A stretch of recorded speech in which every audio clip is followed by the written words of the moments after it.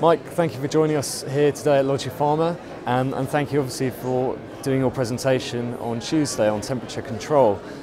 Which actually, my first question really for you is, what are the main challenges you're facing, maybe with temperature control, but also other things in the global supply chain?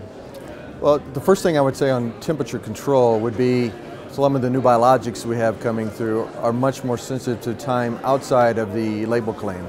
And so that's requiring a whole new set of challenges, I'd say, within logistics for us, whether that's passive system, whether that's active system, whether that's freight forwarders, all the way through the supply chain. The tight control that it's requiring is costing us a lot of money and a lot of time to actually make it worthwhile. And right now we're here, I'm here, and there's a group here with Lilly to look at the different providers that are out there and making sure we are keeping touch with the latest, and quite honestly networking with other pharma companies to make sure we're knowing what the industry is doing and capturing the learnings, because there's no need all of us learning the same things over and over. I think that's one of the key benefits of this type of conference. Excellent. And are you finding that you're getting the solutions? Are you finding the solutions you need for temperature control? What kind of solutions in particular are you looking at there?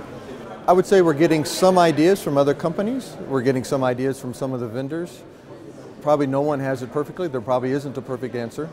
But we are working on it, and I think many others are struggling with the same things. And I think we're all making progress because we're all in this together, keeping the patient at the center. We've heard many times today, all of us do the same thing.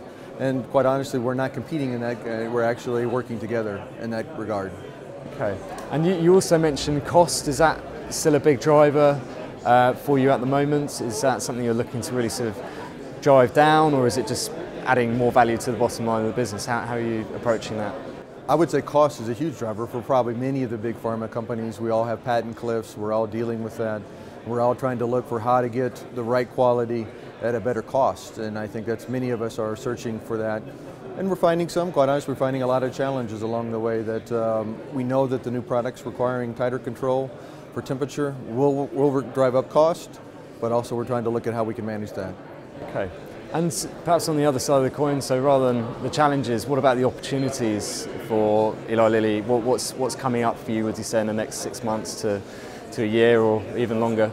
If I zero in probably on just the supply chain, it's probably visibility. Visibility, we are working very hard on visibility, and quite honestly, we're probably behind a lot of other pharma companies on getting visibility of our supply chain end to end. So we're spending some time and effort and money to making sure that we can see our supply chain end to end, and then the next challenge would be doing something with that data. Excellent. And perhaps if you could tell us a few, just a few very summarised points from your presentation. What were the main sort of bullet points that perhaps other attendees could have taken away?